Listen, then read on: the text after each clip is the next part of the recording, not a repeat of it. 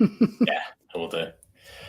All right, I believe we are live. We're talking boundaries today with international bestseller, Mrs. Terri Cole. Terri, it is fantastic to have you here. Now, for those that don't know Terri, Terri's amazing. So Terri wrote the best book that I've ever read on boundaries, and it's one that I recommend to clients all the time. There it is. There it is, right there on the camera.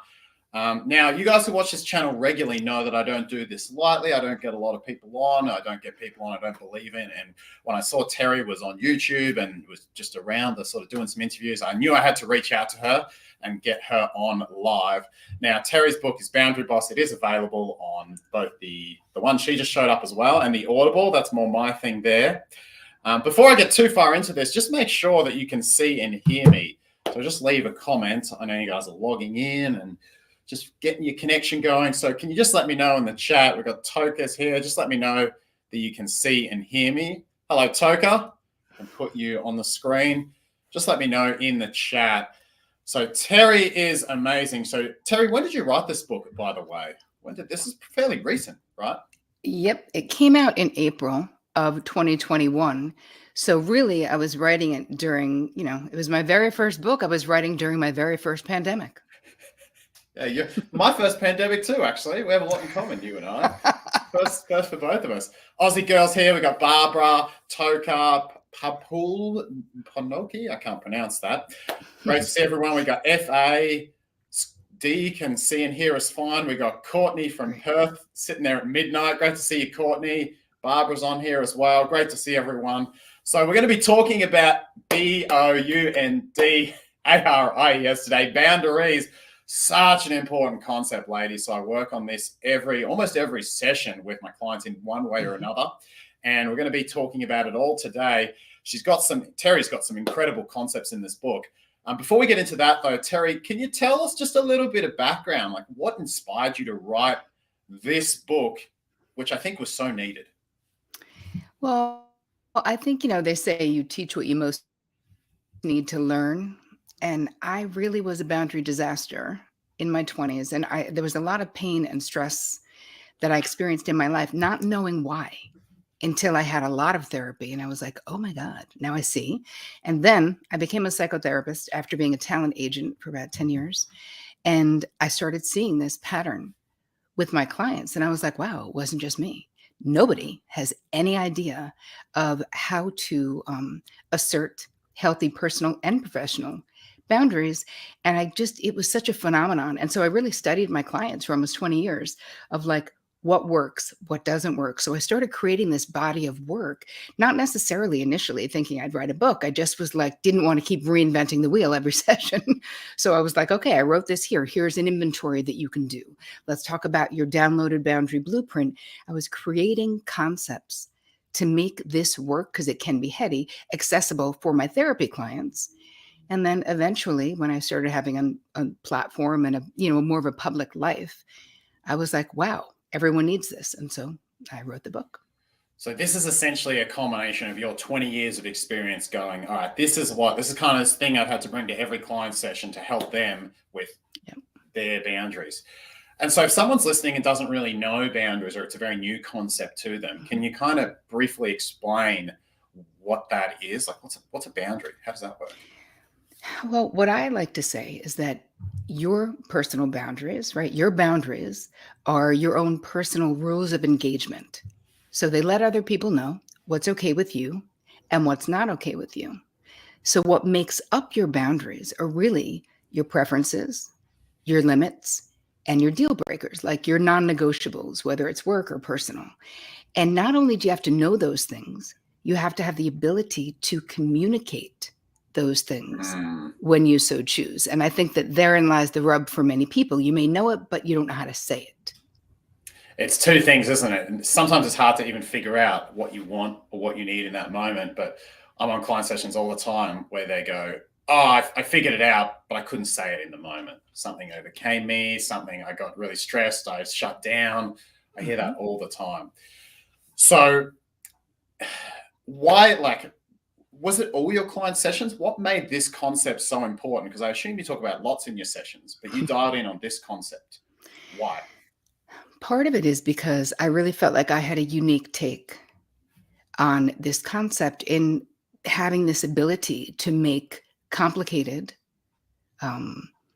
theoretical stuff accessible to clients and actionable. And so I was able to see over and over and over again, because really I've been a psychotherapist for 25 years, what works and what doesn't. So what doesn't, I was like, that was a good idea, but no, it's not sticking. People don't want to do that. They don't remember that. They don't understand that. So bye, that's out. So I think why it's so important is that everything that we want in life, especially as women, is on the other side of learning how to effectively establish and assert your boundaries. And there's so many myths and misunderstandings, and there's so much unlearning that we have to do before we can learn how to do this effectively, because there's so many myths around boundaries, what it means if you have good boundaries. Does it mean that you're a bitch? Does it mean you have to be mean? Does it mean you're rejecting people or saying no all over town? Is that what it means? Of course not. But I do think that there's a lot of fear from what I've heard from my clients for all these years of, well, I don't want to make a big deal out of nothing. I don't want them to think I'm dramatic. I don't want to stir the pot. Like, why is asserting ourselves, getting our needs met, considered stirring the pot? Like, it's actually not, because you can always do this, make boundary requests, establish boundaries with kindness, with ease, with grace, when appropriate, with love, when appropriate, a little more heat if you need to. So I think the misunderstanding of you have to be confrontational or super aggro if you're doing it, that stops a lot of people from even learning how to do it. Yeah, I think that's a real misconception, isn't it? Something I often say to clients is soft words, hard actions, or soft words, ruthless actions, sometimes depending on the client. And I think we have this idea that we have to be so confrontational. And our only examples of childhood of confrontation are maybe two parents yelling at each other. I was like, well, I don't want to do that. So I kind of do the opposite thing and not rock the boat at all. And there is a middle ground there. There is a soft words, hard actions middle ground where you can get the respect, set the boundary, but you don't have to be what you think you have to be in terms of ragingly loud, angry, and confrontational in that sense to get it done. Right. Is that right? Absolutely. But here's the thing. Here's the beginning, Mark. It's like we have to know how we feel. And so many of us have spent our lives really becoming experts at our people. We know how everyone else feels. We know what everyone else wants. Many of us are, I'm an empath, highly sensitive person, right? Really dialed into the energy in the room, the energy anywhere, just making sure everything's okay. And so we have to, that same energy that we've put into, sort of pouring ourselves into the people that we care about, we need to turn around and pour into ourselves. And this is what having healthy boundaries looks like. Self-care, if throughout the book, I talk so much about knowing yourself, and then self-care and self-love, because if we're seeking those things from outside of ourselves, I mean, we can't. We are seeking them. Most people are seeking them outside of ourselves. But the reality is there's a place in you that, in every one of us, that only self-love can fill. Not overworking, not doing everything for everyone else, not being thin enough or pretty enough or whatever the thing is. It's literally the only thing that fills that bucket is self-love. Because when you think about it, the way that you relate to yourself sets the bar for every other relationship in your life. So if you treat yourself like crap, if you're last on your own list, if you don't rest when you're tired, if you're a martyr, if you're exhausted, if you overfunction, if you overgive, you will inevitably attract people who agree with that low self-assessment, and they will expect you to keep doing those things. So again, our relationship with ourselves, like what I find when people start to do boundary work, they're like, tell me what to do. Tell me what to say. Give me all the scripts. I'm ready. I'm gonna go do it. Put me in, coach. I'm like, here's the thing. I could give you all the scripts in the world. And in the book I do. There's an entire chapter just I think the last chapter, right, is all scripts. Yeah. It's and it's every script you would need for any, even weird situations. Like you left a cult and you bumped into those people in the supermarket. What would you say? Like literally. So you have all the things that you need. But if the internal work that I walk you through in the book, because it's also a book and a workbook, and I have courses, it is. Of course, and the whatever. exercises are great in the book, actually. I've done them myself, taken a couple of clients through them. They're great exercises. Chapter, towards the end. Yes, exactly. Yeah. And everyone can do the level that they want, right? So I did something that was like top of mind. Hey, just think about this for the next little bit. Then back to you. How do you personalize it to you? Because what does it matter if you don't know how to personalize it to your life? And then go deeper is where those exercises live. And I think that as much as we want to take action, the same way that we want to tell everyone there's like a new boundary sheriff in town, do you know, like the urgency to be like, well, I'm just going to let them know everything is going to change. I'm like, hold up. No taking out a billboard in Times Square just yet. Because the moment we say to anybody, we need to talk, nobody wants to talk about anything ever when we say that. Right. And it's going in, right? This is an inside job, and it will eventually, very naturally, come out once you learn all of this and you understand. Listen, the way you relate to boundaries, every single one of you watching, listening, seeing this after the fact, being on here live, you relate to boundaries very specifically for a million really good reasons, right? Most of us, as women in particular, were raised and praised for being self-abandoning codependents. That's it. This is what they wanted. Be compliant. Be a good girl, right? Turn that frown around. So it's not like be honest about how you feel. It's like be happy because that makes me happy, you know? So this was our place in society. This is what we learned, most of us. And I've had women from 192, people from 192 countries in my courses on boundaries. And never once was someone like, oh my God, my parents totally taught me about boundaries. Nobody knows. Oh, wow. It's a cultural thing, but it goes across the world from United Arab Emirate to Scotland to everywhere. So I think that this is valuable to understand that we all have these, what I call a downloaded boundary blueprint. So this is how we relate, like the unconscious schemas or organization in our unconscious mind about the way we think relationships should work when it comes to boundaries, how the world works when it comes to boundaries, right? This is how you're in a relationship. This is how you problem solve. Or don't, depending on if you're raised in my family. Or ignore problems. This is how to ignore problems. All the problems. Yeah. Oh yeah, I have my PhD in that for my family. But really, we learn it from somewhere.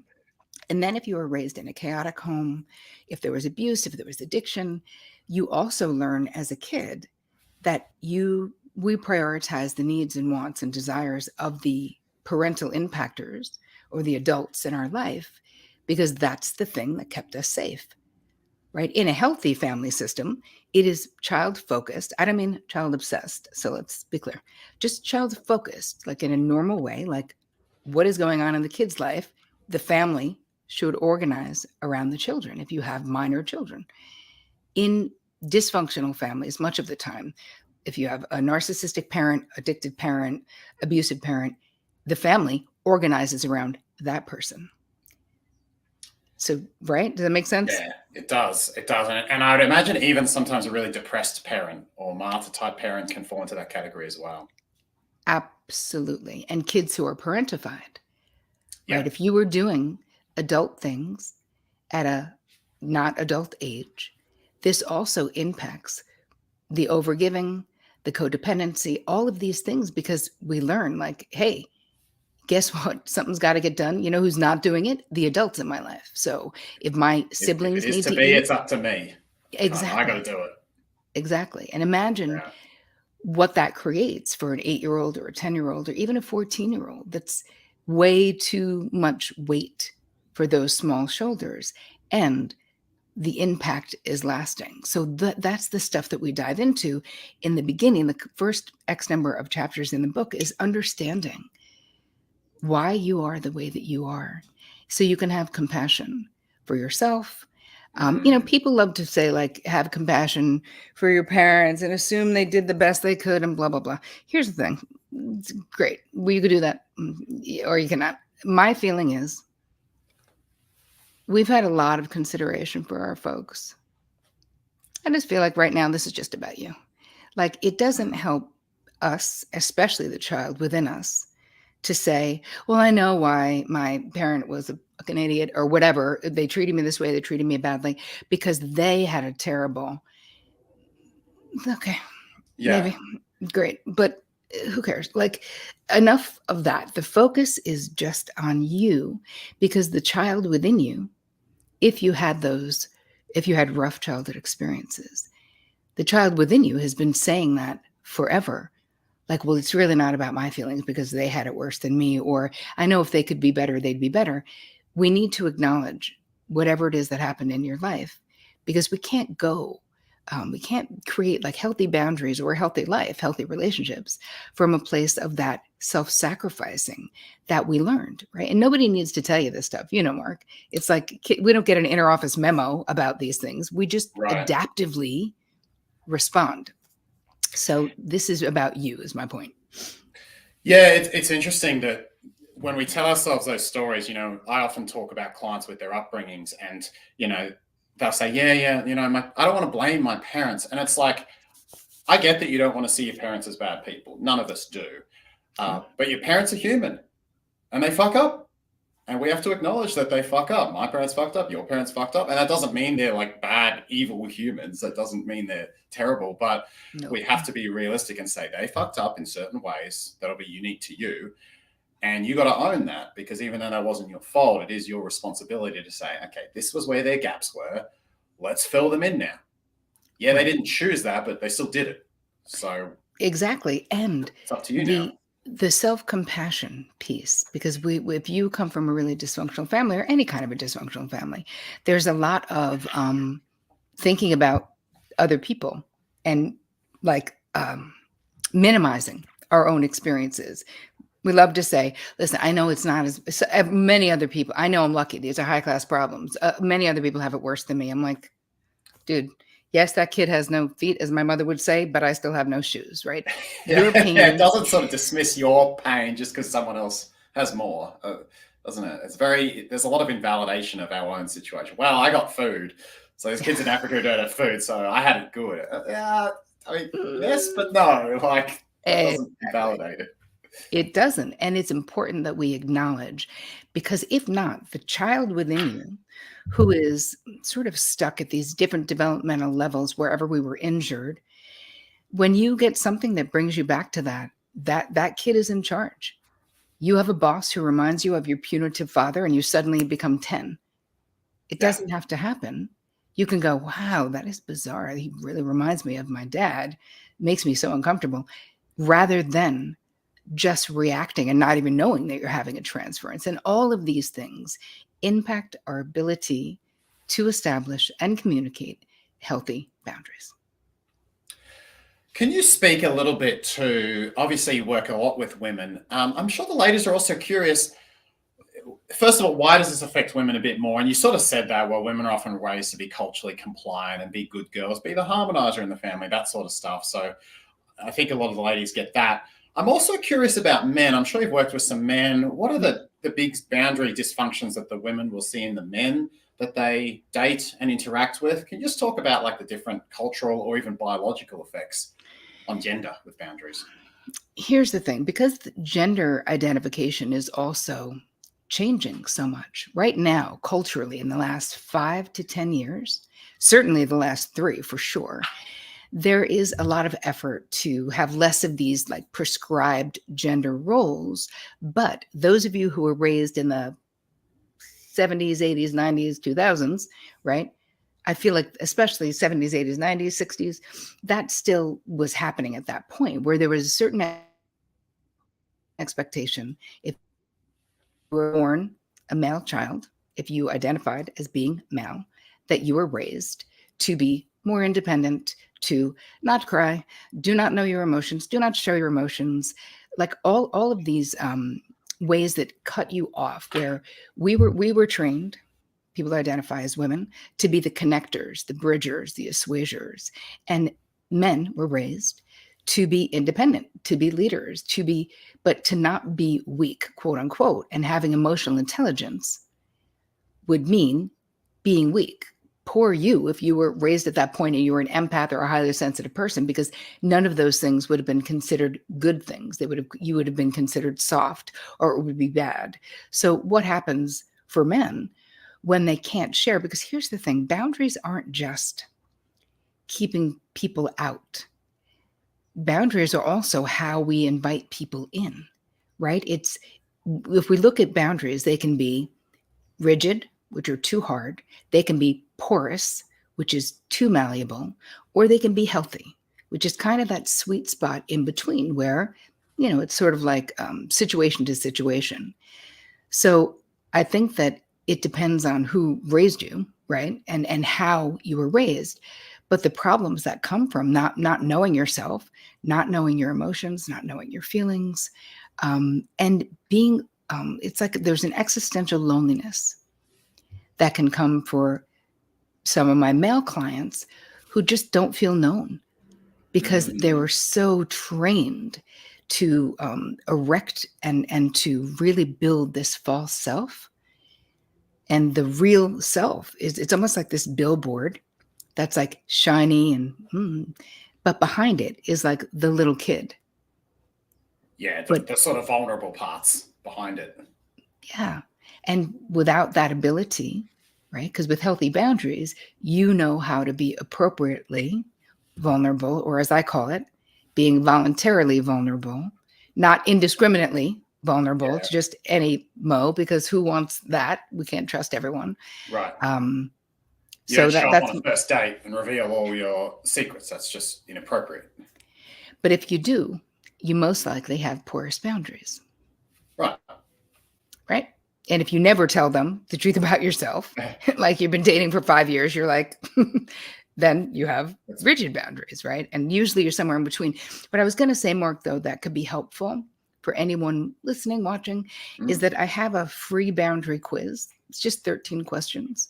And yes, it is geared towards people who identify as women, but I feel like you can take it if you're a guy too.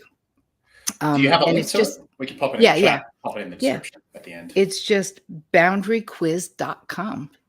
Oh, easy. I can spell that. Boundaryquiz.com. Easy. And then you get a result. Like when you answer 13 questions, and then there's 7 archetypes, one of them being healthy, but then the other ones being one way or the other, like pushover, peacekeeper, chameleon, like those types of things. Yeah. Cool. And I have a video that goes with each one so that whatever results you get, I'll explain like what it might mean for you.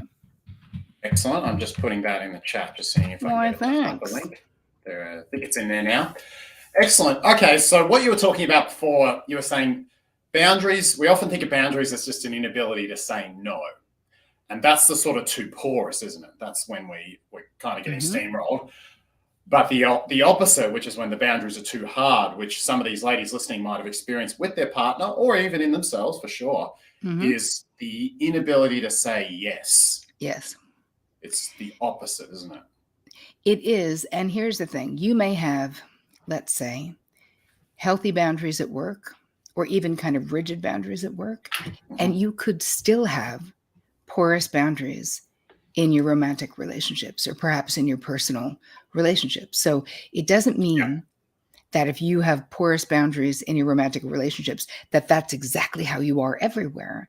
Because when we think about our intimate relationships, they kick up, That's all the parent stuff that gets kicked up there. That's a whole thing that can be different too, because you can see, I was identified with my father growing up, meaning I was not close to him, but I was identified with his work ethic and what he did. So for me, my work boundaries, even though I worked too much, but so did he, were kind of good. And then my personal boundaries were disastrous, so you can be both. Yeah. In different areas of life, you can be really solid in one area and then your shit gets kicked up in a different area and it's like, well, not so good. Yeah. So to talk a little bit about the Bill of Rights. At the start of the book, for those who haven't read it, Terri's got a Boundaries Bill of Rights, and it's kind of like if you've ever heard of the American Bill of Rights, just moved to this country, still half know what that is. It's things you're allowed to do as a human. And the Boundaries Bill of Rights is things you're allowed to do as a boundary setter. And often this surprises a lot of the ladies who read it or clients because they go, that's not my default. You know, that's not my blueprint. I can do that. No, that's a thing. Can you give a few examples of pieces from the Boundaries Bill of Rights? It's like 12 lines of cool stuff. Yeah, it's actually 10, and it's the Boundary Boss Bill of Rights. And I'll tell you quickly why I created them and why I put them right at the front of the book, because nobody has any friggin' idea. And I just wanted everyone reading it. That's it. So I wanted us to be all on the same page when people were starting this boundary boss journey, this evolution of being like, okay, maybe I can't do this right now, but I do understand that these are my rights. So you have the right to say yes or no to others without feeling guilty. You have the right to make mistakes, to course correct, to change your mind. Yeah, that's a big one, isn't it? You have the huge. right to change your mind. Wow. Yes. People are like, no, I don't. You have the right to negotiate for your preferences, your desires, and your needs. And with that one, I don't just say you have the right to them. I say you have the right to negotiate for them, because most of us don't do that, right? It's like, well, if they don't bestow that upon me, then I guess I won't have those needs met. No, negotiate means I'm super clear. I'm responsible for getting those needs met, you know? Yeah. And sometimes, you know, you want pasta for dinner. He wants vegetables. And you do have to find a negotiation. You don't get pasta sometimes, and he doesn't get vegetables. But that's the point of relationship negotiation. It's unless that's a deal breaker, which hopefully you're not breaking up with your partner over vegetables, over his dinner choices. That's where you get negotiation in. It's such an important piece, negotiation. You're not always going to get everything you want. And that's why it's so important to be clear what's a deal breaker versus what's more of a preference and where the negotiation line for you is. Yes. And realizing that sharing your preferences, even if the person doesn't acquiesce to what you want, this is how the people in your life will know you. Like, will actually know you. So a lot of us learn, like, you know, it's be nice above all things, say, you know, which means say yes when you really want to say no. And then when you think about it, you're like, dude, is that nice? That's just lying. Like, it's just, not nice. It's misleading. It is. It's also, though, sharing corrupted information with the people in your life. And if you do this for decades, no matter how successful you become, you will ultimately, I've had women coming into my practice being like, hey, man, I've checked all the boxes. Like, got money, kids are on track, about to become a grandmother, our retirement is good, I kind of still like my husband, I'm in good shape. Is this how I'm supposed to feel? Because, wow, I don't feel satisfied at all. I'm like, yeah, because a life of checking boxes is not effing satisfying. Just saying. Yeah, wow. That's very wise. So other pieces on the Bill of Rights. Maybe my favorite one is you have the right to determine who has the privilege of being in your life, which means I want you to think about that as you have a VIP section in your life, and not any person in your life should have access to that just because they feel entitled, just because they want to. So think about it like this. You're making the guest list. You're the only bouncer. It's your job to put up that velvet rope and really become discerning about who gets access to your most tender heart, right? Who gets access to you? Do you twist yourself up in a pretzel for all the people all the time? Or your third cousin once removed because she feels like you're best friends even though you don't like her? Like, I can't tell you how many clients end up with people in their VIP section who are so far, just are like vagrants, like they do not belong in there. You need how to did be. You get in here? Who gave you a ticket? Oh, I just jumped over the rope. Oh, okay. That's what happened. Seriously, but that's a thought, and I feel like it's an empowering thought for those of you who don't realize that it's really up to you. And yes, some people won't like it. You know, I mean, I had a client who she was getting married, and I think I tell the story in the book about her mother was like, well, you're going to invite Cousin Betty to your bachelorette party, right? And she was like, ugh, I don't even like Cousin Betty. Like, why do I got to do that? And I was saying to my client, hey, man, like, you're going to get married once. Why do you want to continue to let Cousin Betty think that she is part of your VIP section when she's actually not? Like, she's not. If she's upset, that's okay. That's going to be momentary pain for you. But then you're going to have an authentic relationship. You can have a once removed, plenty lovely relationship with Cousin Betty and not pretend she's your friggin' best friend when she's not, simply because she wishes she was. Like, and it's not nice to do to her either, right? Where you're talking about her, or you're pissed off, like, why does she even want to come? End up resenting her, right? Oh, yeah. My client did already resent her quite a lot and didn't invite her. And yes, she was upset, but my client didn't regret it and stood up to her mother and said to the cousin, hey, I just wanted to be my closest girlfriend. Yeah. She's like, and I'm not one of them. She's like, no. And Betty lived on. Betty survived. Believe it or not, Betty was an adult and had the coping mechanisms to make it through. Exactly. So one thing I notice is when clients go to set some really good boundaries, one of the big things that steers them away, or the biggest discomforts, is guilt. And I personally perceive it as, hey, this client's been essentially trained in guilt. It's almost over-regulated to the point where, hey, I even speak for myself. I get this huge wave of guilt. I'm a selfish, horrible person. So how do you help your clients remove the guilt? Is it more of a tolerating it? Do you do some inner work? How can someone listening here be like, I know what I got to do. I know I have the right to do my thing without feeling guilty, but hell, I do feel guilty. Guilt is crippling. It makes me want to get rid of all my boundaries. What do I do with all this guilt? What would you say? Well, what I would say is that you're going to really get intimate with your guilt, right? You're going to feel that way. So I have this thing called the 48-hour, like we don't take anything back for 48 hours, no matter how much you feel like taking all your boundaries back. Because after 48 hours, I can promise you, you know what you're not going to want to do?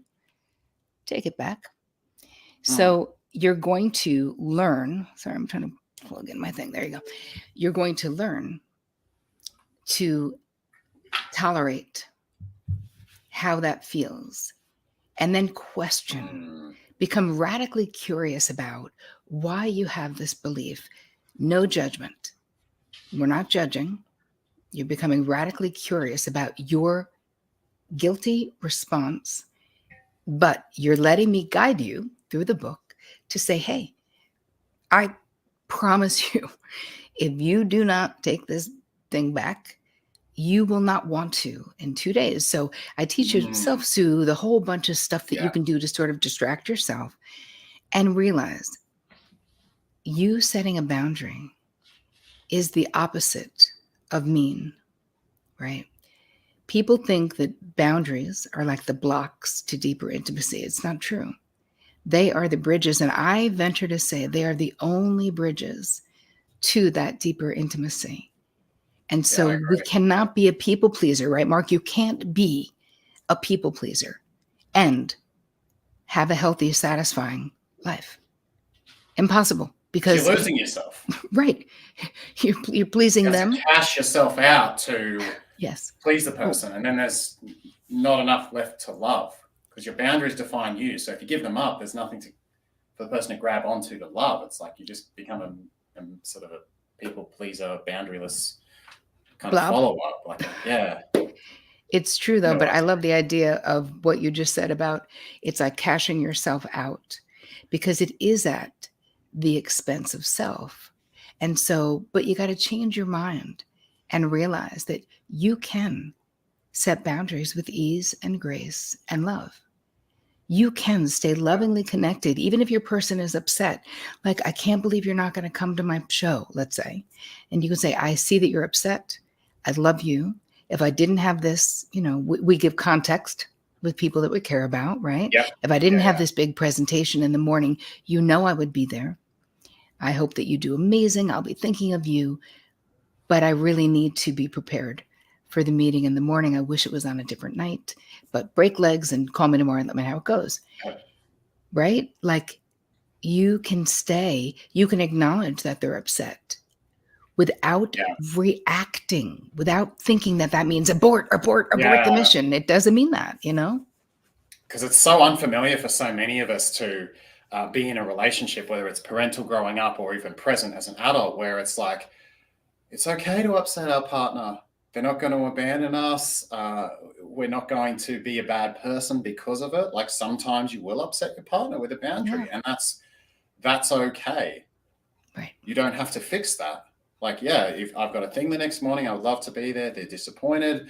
And you guys can negotiate, maybe like you take a work day off for the next time it happens because it's really important to them, whatever. Yep. But yeah, you are allowed to upset people. And I think that can be really uncomfortable for a lot of us who have grown up, which is every time we upset our parent or our love figure, it's like they turn away. Right. And what can we do to fix it? We're like dancing as fast as we can to be like taking it back. Yeah. Like, okay, no, I meant, and I mean, I became such a codependent and such an empath that I could see the moment someone's face was like micro expression changed a little, like they didn't like what I was saying. And I would just change what I was saying until their face looked like they liked what I was saying. Yeah. Like, it's like, oh, what do I, left, right, left, oh, 2 steps to the right and 3 steps forward. I got them happy again. Yes. Exactly. I mean, I'm not happy, but who cares, right? It's not about that. Right. Well, as a kid, it's not, is it? You need the connection. You just want your parents to connect it. It's very hard to tolerate those little micro expressions that you described. Right. Especially if you're sensitive. Right. Because you're also not like going on Craigslist and like renting an apartment. I mean, you are the ultimate captive audience. As children, we're just friggin' screwed. So right. Boundaries are kind of a luxury, like literally as kids. It's like, well, boundary or like love and connection, you get rid of the boundary. Like go with the love and connection. Oh yeah. I mean, you can't even start to build this process if you don't have adults in your life who are modeling this for you, who are giving you permission to do so. But a concept that I wanted to quickly sort of touch on when we're talking about setting boundaries is that a lot of times, do you guys ever feel like if you're going to say no to someone, like you need a really, really, really, really good reason? Like you feel like you got to like write a friggin' dissertation on why. in the chat, let us know when you say no to someone, do you feel like, oh God, I need a signed letter from my lawyer and 3 members of my family just to prove that I'm allowed to say no? Like I really need to back this up with solid reasoning. Let us know in the chat. And, yes. Continue, Terri. I think that it's really important though, because I know that a lot of my clients feel this way. And so I want to make the distinction between giving context. Like I said before, right? I give a reason. If I care about someone and they wish I was going to come to their show, and I normally would come to their show, of course I'm going to tell them, hey, if I didn't have this presentation tomorrow, I would be front and center. I love you. I'll be there in spirit. Like we give context because we want to be more deeply understood. Right? Yeah. Exactly. And we got to make sure that what we're not doing is convincing. Right? So giving context is one thing. Convincing them that it's okay that we say no. The more you're able to draw your boundaries, the more you realize you're the boss of you, you're the boss of your boundaries, and you can lovingly and with kindness share them. But sometimes people are not going to approve of what you need to do for yourself, and it's got to be okay. Yeah, I was speaking with a client yesterday about the concept of assertiveness. And in many ways, assertiveness is the tolerance of difference. As in, if I assert that I can't make it to the show that you're going to, and you assert that you want me there, we often feel, and I notice this with women in particular, that they need to explain, have them fully understand everything so that we can close the gap. And it's like, oh, I really need to explain why I can't make the show. I need to explain why work is so important. And as Terri says, you can give context, but that sort of addiction to having to convince someone is really intolerance of, well, I don't want to sit with a possible difference here. And that's why when you assert and when you say this stuff, you don't need to explain yourself all the time. If your friend keeps yapping on about, say, let's say she keeps saying about all the women that are abused, or she says 1/3 of men are abused, be careful out there. And you're like, girl, I know that, but I just want to talk about green flags. Like, I don't want to bring your focus to that. And your friend keeps coming at you. you're allowed to say, babe, don't want to talk about that. Babe, can't do that anymore. Yep. You don't have to give like a 5-minute recitation as to what the triggers are and why and your background. I mean, you can give context, but yeah, this need to, I have to make the person understand. You actually don't. You actually don't. You can just be like, nope. I so agree with that. And I also think that it's so important that you're okay, like with yourself, and that you realize that your relationships are not that fragile. Right? You gotta rock the boat. Fragile. Yeah. Right? You are so much stronger and more resilient than you know. And what you're really talking about is liberating yourself to be actually known. And oh my God, you're so worth knowing. Like, so worth knowing. And at the end of your life, you're not going to want to be like one of my clients who says, I've checked all the boxes. I've done all the right things. I've been a good girl for 6 decades. Why do I feel an existential crisis, loneliness, a sense of not being known? Because if you spend your life saying yes when you really want to say no, or just putting out fires, just avoiding conflict, that cannot be your highest value, avoiding conflict, right? Because often when I chat to clients, we look at what their values are, not what they say their values are, but what their actions have demonstrated their values are. And usually it's things like harmony, agreeability, understanding even. And we sort of want to change some of those values to go, yeah, those things are important, but when push comes to shove, what if we were to value healthy conflict? What if we were to value boundaries? What if we were to value assertiveness? And often that's what transforms their relationships, is like, assertiveness versus harmony. Well, let's try putting assertiveness first. Put the harmony aside. And it's scary, but that's what creates that turning point, so things go in a different direction. Yes, but I also want to say something about harmony. Please. When we talk about harmony, are we talking about harmony when I have clients who say, we're so compatible? And I was like, but are you? Or are you just compliant? Yeah. Because those two things are not the same. Or you get along so well because you avoid conflict. We never fight. Okay. Why? Exactly. Makes me a little bit nervous. Yeah. And when I would bring this up and say compatibility and compliance are not the same, they'd be like, oh my God, like, I think you might be right. Because I was like, does he give in to you? Do you assert what you want? No, because I don't really care. I'm like, you never care. Literally, you never care? That's kind of impossible. That is impossible. So, hey, some things, right? If you're in a healthy relationship, my husband, sometimes he cares more about something. So I go, hey, babe, how important is this to you? He's like, I really want to do it. I'm like, great, I'm in, right? Cool. Even if it's something I don't want to do, like go to see classical music or whatever, right? But if he's like, I really want to, I'm like, cool, I will do it. So I think that whole negotiating has to do with healthy boundaries as well. We have a thing my partner and I do, which is we score stuff out of 10. When we have a sort of something, I really want to go for a hike. I kind of want to just like maybe go to the gym today and not hike. Okay, out of 10, how much do you want to hike? Out of 10, how much do you want to go to the gym? Out of 10, how much? We sort of score it, and that gives a gauge. She wants to go on a hike 8 out of 10. I'm only 5 out of 10 keen. Okay, cool. In this case, I'm going to choose to go for the hike because it's not that important to me. But we also flip it the other way. So it's been a useful little negotiation tool. I actually love that so much because what you are modeling there is what it really looks like to compromise in a relationship. What it looks like to be trustworthy, to not be like, I have to win.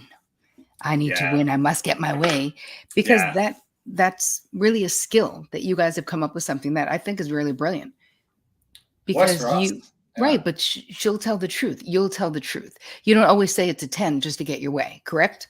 Correct, absolutely, yeah. Right. It's very rare that anything's a 10, actually. Right.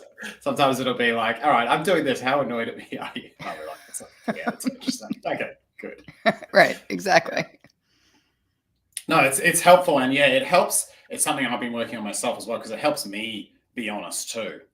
Because often I come to a relationship with, oh, I'm just chill, like I'm so laid back, and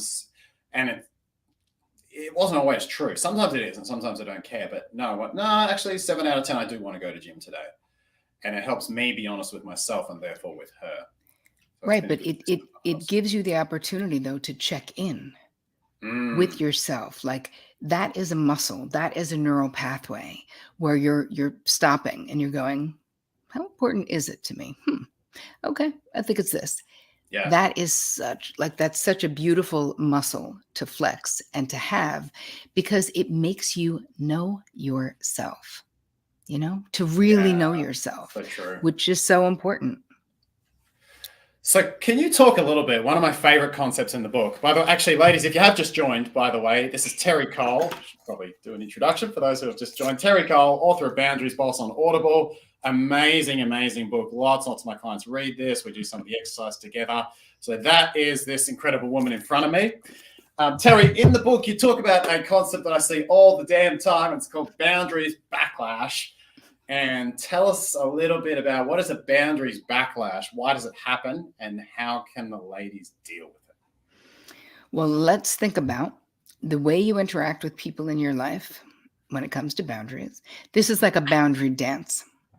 So when you start reading this book, when you start making some changes, when you start having some realizations, like someone in the chat was like, oh my God, VIP section, my mind is blown.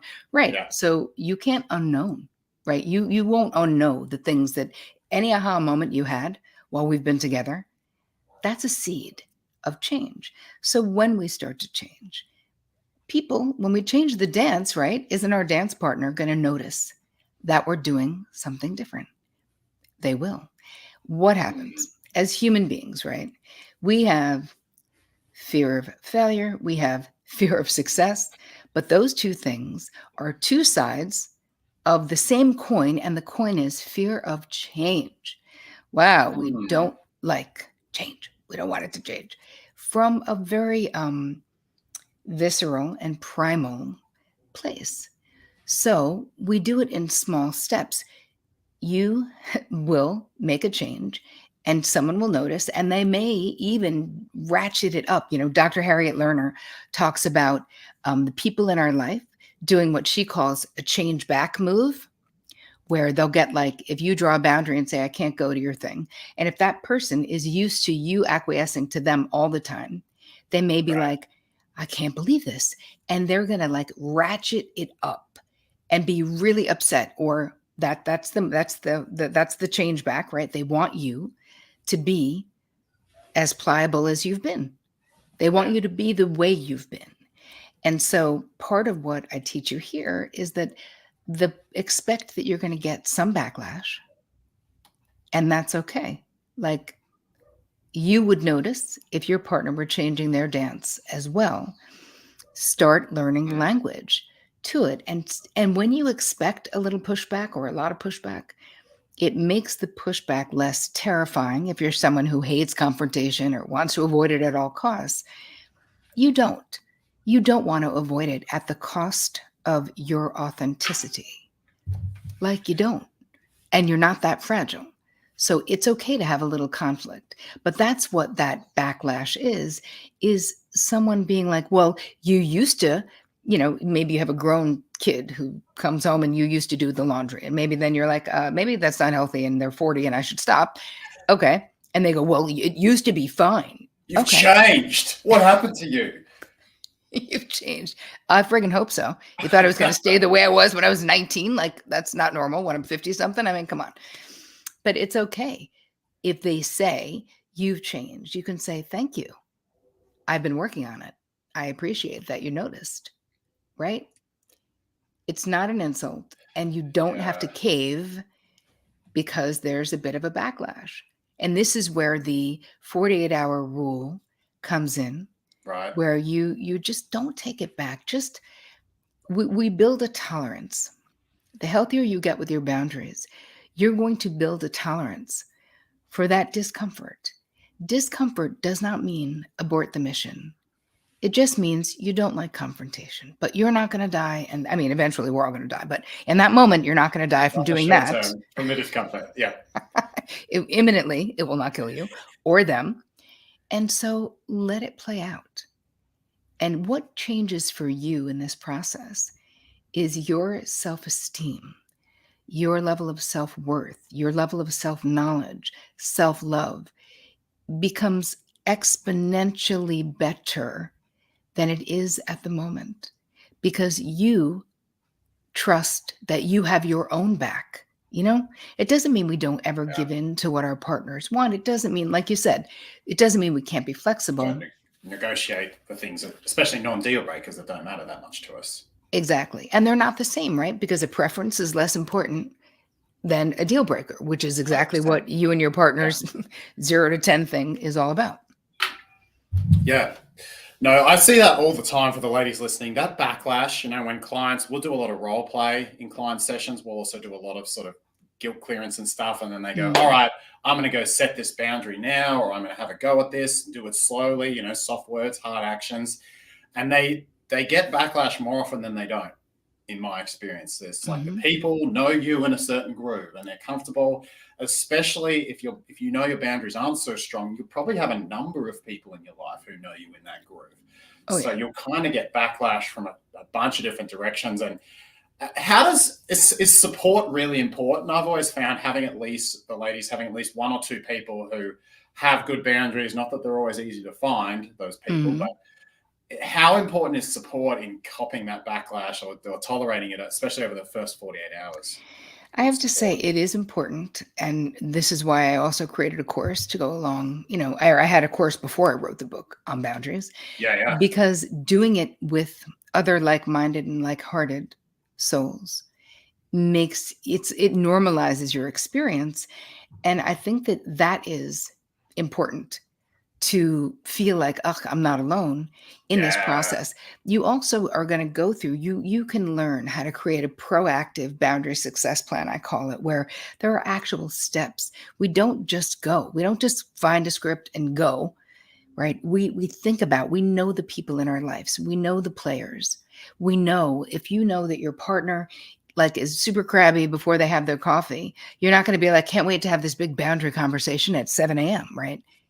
You're going to wait till you have a lovely dinner, you're drinking a glass of wine, you're talking, right? Like, we are strategic about what we're going to say, when we're going to say it, what words we're going to use. We visualize it going well. And when I say going well, I don't necessarily mean them acquiescing to what you want. I mean you doing it, because your healing is in the asking for what you want. Your healing is in not the result. Exactly. Because we won't always get that. But how you feel about yourself will change when you have your own back. And that will change your life. Yeah, very important words there. So remembering that you speaking up, you setting the boundary, it won't always go well.